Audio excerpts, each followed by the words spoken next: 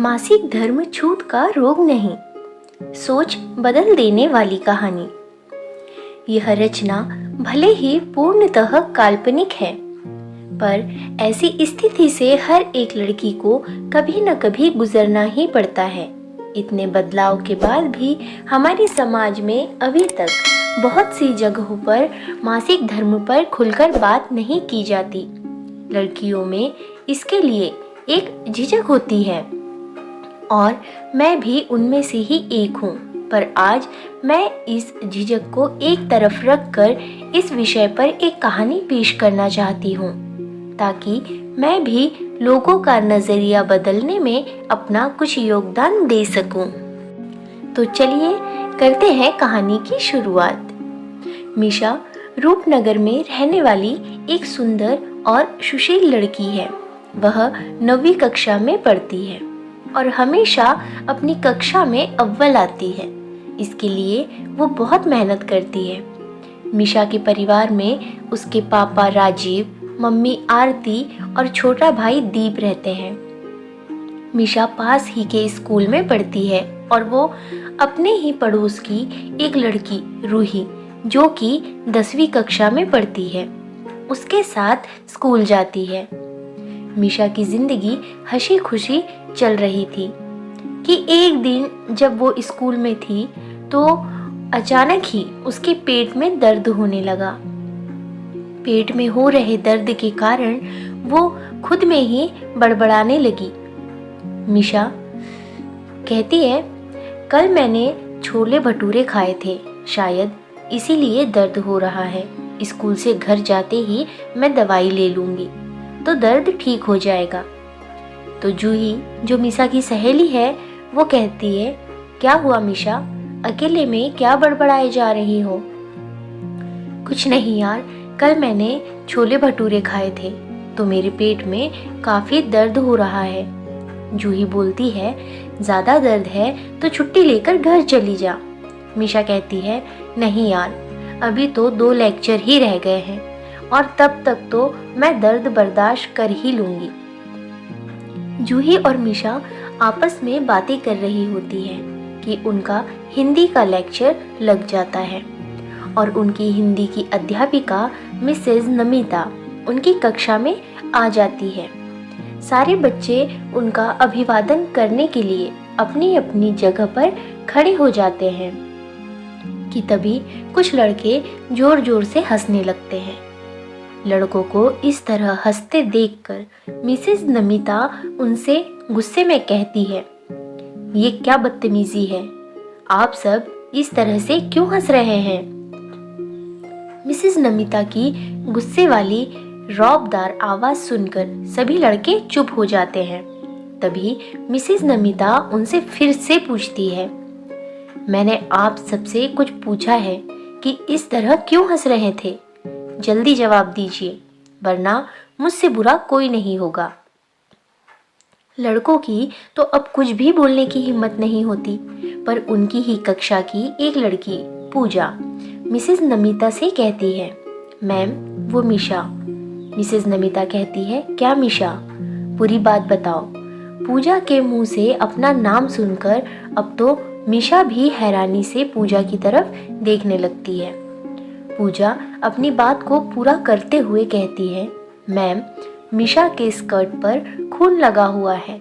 ये सुनकर बाकी बच्चे भी मीशा के स्कर्ट की तरफ देखने लग जाते हैं। उसकी स्कर्ट पर खून का दाग देखकर लड़के अपने मुंह में हंसी दबाने की कोशिश करने लगते हैं। इस सब से मीशा का चेहरा बिल्कुल सफ़ेद पड़ जाता है।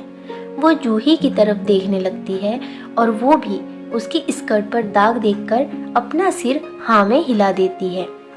जूही का जवाब पाकर मीशा धड़ाम से अपनी सीट पर बैठ जाती है। अपनी बेइज्जती होती देख उसका चेहरा लाल हो जाता है और उसकी आंखों से आंसू बहने लगते हैं। मिसेज नमिता पूरी बात समझ जाती है तो वो मीशा से कहती है, मीशा बेटा, तुम मेरे साथ चलो और रोना बंद करो।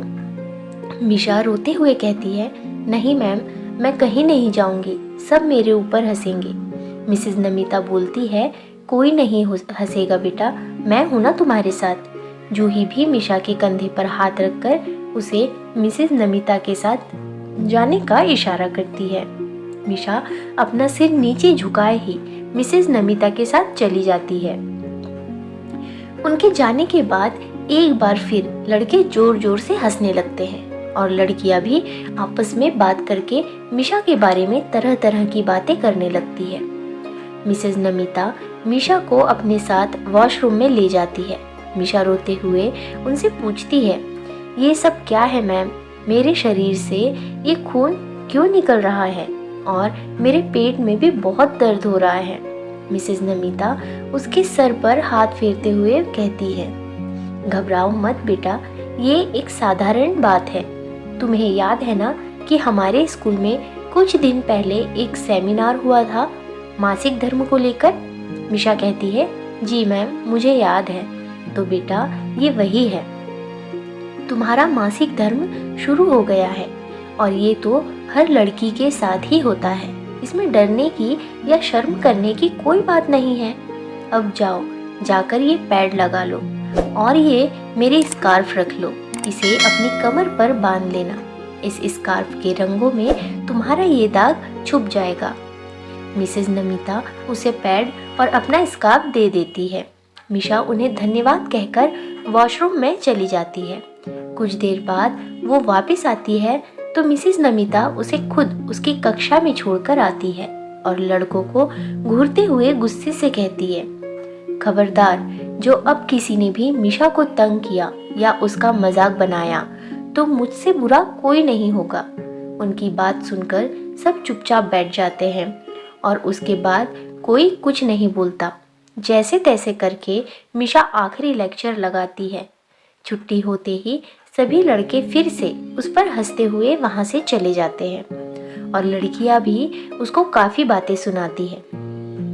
मिशा बेचारी चुपचाप अपना सिर झुकाए बैठी रहती है। सबके जाने के बाद जूही उससे कहती है, मिशा, तू इन सब की बातों पर ध्यान मत दे और शर्म तुझे नहीं बल्कि इन्हें आनी चाहिए जो उस दाग का मजाक उड़ा रहे हैं जिसकी वजह से ये खुद इस दुनिया में आए हैं। तभी दरवाजे से एक लड़की की आवाज आती है। जूही बिल्कुल सही कह रही है। आवाज सुनकर दोनों दरवाजे की तरफ देखती है तो वहां मिशा की पड़ोस वाली लड़की रूही खड़ी होती है। रूही उनके पास आती है और मिशा से कहती है, मिशा, तू लोगों की बातों पर ध्यान मत दे और अपनी सेहत के बारे में सोच। ये सब तो चलता ही रहता है। चल, घर चलते हैं। तेरे पेट में दर्द हो रहा होगा ना, तो घर जाकर आंटी से कहकर पेट पर गर्म पानी से सेक लेना, तुझे आराम मिलेगा। रूही मिशा को उठाती है और उसकी स्कर्ट पर बंधे स्कार्फ को ठीक से बांध देती है।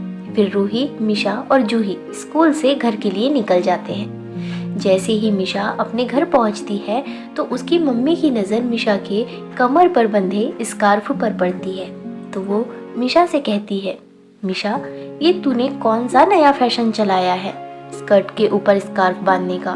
मिशा रोते हुए बोलती है, मम्मी, मेरा मासिक धर्म शुरू हो गया है और मेरी स्कर्ट खराब हो गई थी तो नमिता मैम ने मुझे ये स्कार्फ दे दी। मम्मी, मेरे पेट में बहुत दर्द हो रहा है। रूही दीदी बोल रही थी कि घर जाकर गर्म पानी से सेक कर लेना, उससे कुछ राहत मिलेगी, तो प्लीज़ आप मुझे पानी गर्म करके दे दीजिए। तब मिशा की मम्मी कहती है, ठीक है, करती हूँ, तू जाकर कपड़े बदल ले और इन्हें धो दे। मिशा बोलती है, ठीक है मम्मी, पर उससे पहले मैं जाकर पानी पी लेती हूँ। तब मिशा की मम्मी जोर से कहती है, रुक, मैं देती हूँ। जब तक तेरे पीरियड्स ठीक नहीं हो जाते तब तक ना तो तू रसोई में जा सकती है और ना ही मंदिर में। तुझे रहना भी सबसे अलग ही होगा। मिशा हैरानी से, ये आप क्या कह रही है माँ? ये तो प्राकृतिक बदलाव है जो हर लड़की में होता है, तो फिर इतनी रोक टोक क्यों माँ? तब मिशा की मम्मी बोलती है, ये सब बातें मुझे नहीं पता, बस जो समाज में के बनाए हुए नियम हैं मैं उनका ही पालन कर रही हूँ और तुझे भी इन नियमों का पालन करना होगा। अब जा यहाँ से और जो बोला है वो कर। मिशा रोते हुए अपने कमरे में चली जाती है और अपने कपड़े बदल कर उन्हें धो देती है और बेड पर लेटकर रोने लग जाती है। उसकी मम्मी उसे गर्म पानी की बोतल देकर चली जाती है। वो कुछ देर के लिए भी उसके पास नहीं बैठती, जिससे मिशा को बहुत बुरा लगता है। कहाँ तो उसने सोचा था कि कुछ देर वो अपनी मम्मी की गोद में लेट जाएगी, और कहाँ उसकी मम्मी ने उससे इस तरह व्यवहार किया। दर्द के कारण मिशा पीरियड्स रहने तक स्कूल नहीं जा पाती और घर पर ही रहती है।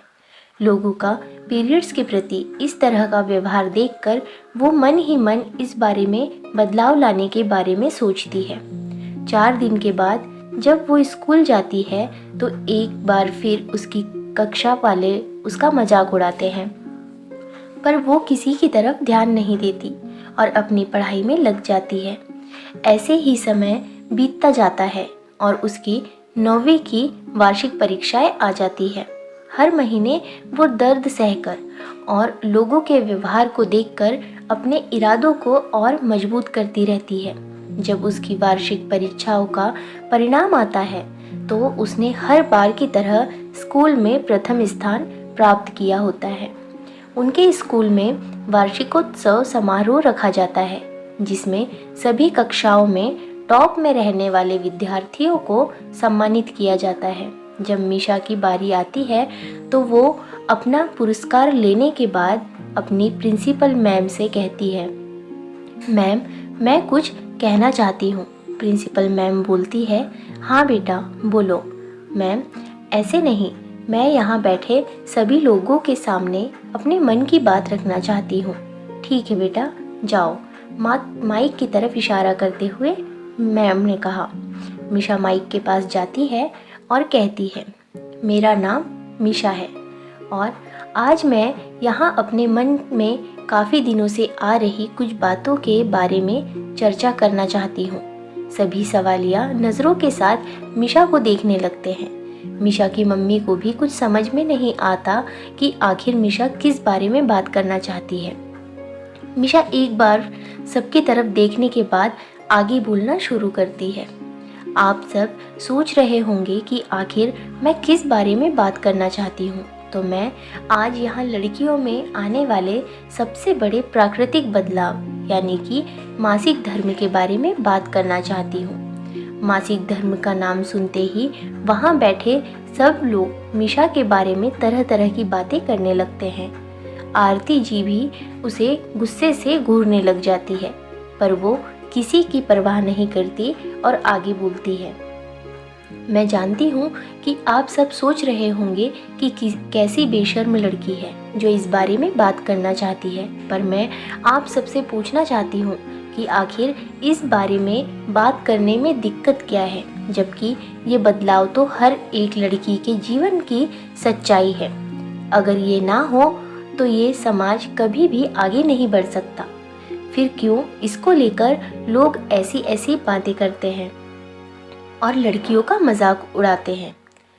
मुझे अच्छे से याद है कि जब मुझे पहली बार मासिक धर्म शुरू हुए थे तो उस समय मैं स्कूल में थी और मेरे कपड़े खराब हो गए थे। उस बात के लिए ना केवल लड़कों ने बल्कि लड़कियों ने भी मेरा बहुत मजाक उड़ाया था, जिससे मुझे बहुत दुख हुआ। मुझे तो मेरी खुद की माँ तक ने भी नहीं संभाला और फरमान सुना दिया कि रसोई में नहीं जाना, मंदिर में नहीं जाना, किसी चीज़ को नहीं छूना और सबसे अलग सोना है। इतना बोलते बोलते मिशा की आंखों से आंसू बहने लग जाते हैं और वो कुछ देर के लिए चुप हो जाती है। तभी मिसेज नमिता वहाँ आती है और उसे आगे बोलने के लिए हिम्मत देती है। फिर मिशा आगे बोलना शुरू करती है। उस समय भी मुझे नमिता मैम, रूही दीदी और मेरी बेस्ट फ्रेंड जूही ने ही संभाला था और इसके लिए मैं इनकी हमेशा आभारी रहूँगी। अब मैं यहाँ बैठे सभी लड़कों, आदमियों, लड़कियों और उन औरतों से पूछना चाहती हूँ जो इसको एक मजाक का पात्र बनाते हैं। वो सब मुझे ये बताएं कि क्या आप सब इस दाग के बिना ही इस दुनिया में आ गए? क्या आपकी माँओं को ये दाग नहीं लगते थे? क्या उन्हें मासिक धर्म से नहीं गुजरना पड़ता था? अगर आपको इस दाग से इतनी ही दिक्कत है ना, तो अपने जीवन में ऐसी ही लड़कियों को लेकर आना जिन्हें ये दाग न लगते हो। फिर देखती हूँ कि कैसे आपके वंश आगे बढ़ते हैं। ये बात सुनकर लोगों की नज़रें शर्म से नीचे झुक जाती है। मीशा उनकी तरफ देखकर मुस्कुराते हुए कहती है, काश कि मेरी इन बातों का असर आप सब पर हमेशा के लिए हो जाए और लड़कियों का जीवन आसान हो जाए। अरे, जब एक लड़की को मासिक धर्म होते हैं ना, तो उसे किसी शारीरिक पीड़ा से गुजरना पड़ता है। इसका तो आप लड़के अंदाज़ा भी नहीं लगा सकते। और ये लड़कियाँ जिन्हें खुद इस बात का पता है, वो भी दूसरी लड़कियों को मानसिक पीड़ा देने से पीछे नहीं हटती। जब 4 से 7 दिन तक शरीर से लगातार खून निकलता है ना, तो दर्द इतना और इतनी दिक्कतें होती है कि लगता है कि इससे अच्छा है कि एक बार में ही जान निकल जाए। और ऐसा भी नहीं है कि ये दर्द ज़िंदगी में सिर्फ एक बार ही सहना पड़े। ये दर्द तो एक लड़की को तब से सहन करना शुरू हो जाता है जब उसका मासिक चक्र शुरू हो जाता है। उसके बाद हर महीने उसे इसी दर्द से गुजरना पड़ता है, और वो भी सिर्फ कुछ समय के लिए नहीं, बल्कि अपने जीवन के 45 से 50 साल तक की ज़िंदगी का हर महीना उन्हें इसी दर्द में गुजारना पड़ता है। एक लड़की फिर भी खुशी खुशी इतना दर्द सहती है ताकि इस समाज को आगे बढ़ाने में कोई दिक्कत ना हो, पर जब वही समाज उसे मजाक का पात्र बनाता है तो वो टूट जाती है। इसके बाद मीशा अपनी माँ की तरफ देखती है और उनसे कहती है, माँ, आप तो मेरी अपनी है ना, फिर आपके दिल में मेरे साथ ऐसा व्यवहार करने की इजाज़त आपको कैसे दे दी? माना कि आपके समय में आप सबके साथ ऐसा ही व्यवहार हुआ है, और माँ, फिर तो आप अच्छे से समझ ही सकती है ना कि उस समय कितना दुख होता है। तो फिर आपने बदलाव लाने की कोशिश क्यों नहीं की? क्यों मेरे साथ भी वैसा ही व्यवहार किया जैसा कि आपके साथ हुआ था? उस दिन मैं इतनी उम्मीद के साथ घर आई थी कि आप मुझे खुद से बिल्कुल भी दूर नहीं करेंगी, पर आपने क्या किया माँ? मीशा की बात सुनकर आरती जी को अपने समय की याद आ जाती है, जब उनका मासिक चक्र शुरू हुआ था और उनकी माँ और दादी ने उनके साथ भी ऐसा ही व्यवहार किया था और उनको कितना दुख हुआ था। आरती जी की आंखों से आंसू आ जाते हैं और वो भागती हुई स्टेज पर आ जाती है और मीशा से कहती है, बेटा, हो सके तो मुझे माफ़ कर देना। जब तुझे मेरी सबसे ज़्यादा ज़रूरत थी तो मैंने तुझे अकेला छोड़ दिया और तुझे भी उसी दर्द में धकेल दिया जिससे कभी मैं खुद गुजरी थी। पर मैं तुझसे वादा करती हूँ कि अब से हर महीने मैं तेरा पूरा ध्यान रखूँगी। मीशा अपनी माँ के गले लग जाती है और कुछ देर ऐसे ही रहने के बाद वो उनसे अलग हो जाती है और सभी से कहती है, मैं आशा करती हूँ कि आप सब भी अब से लड़कियों का मजाक उड़ाना बंद करेंगे, उन्हें मानसिक पीड़ा देना बंद करेंगे। अब सब उनकी शारीरिक पीड़ा तो दूर नहीं कर सकते, पर कम से कम उनकी मानसिक पीड़ा को तो दूर कर ही सकते हैं ना। आप सब लड़कियों पर जो रोक टोक लगाते हैं कि रसोई में नहीं जाना, मंदिर में नहीं जाना, सबसे अलग रहना है, ये सब बंद कर दीजिए, क्योंकि ये एक प्राकृतिक बदलाव है, ना कि एक छूत की बीमारी। और मंदिर जाने से क्या हो जाएगा, जबकि इस संसार की जननी खुद एक औरत है। इसलिए इन अंधविश्वासों को छोड़कर अपनी बहू बेटियों का इस समय पर साथ देकर उनकी हिम्मत को बढ़ाइए। इसके बाद मीशा चुप हो जाती है और सभी लोग खड़े होकर जोर जोर से तालियां बजाने लगते हैं। मीशा ये सोचकर बहुत खुश होती है कि शायद वो ज़्यादा न सही, पर कुछ लोगों की सोच बदलने में तो कामयाब हो ही गई। तो फ्रेंड्स, आपको ये स्टोरी कैसी लगी, इस पर अपनी राय कमेंट बॉक्स में ज़रूर बताएं। वीडियो को लाइक शेयर ज़रूर करें, क्योंकि आपके लिए मैं ऐसी ही अच्छी अच्छी कहानियाँ और सुविचार लेकर आते रहती हूँ। और चैनल सब्सक्राइब करके बेल आइकन दबाएं, जिससे आने वाले हर लेटेस्ट वीडियो की नोटिफिकेशन आप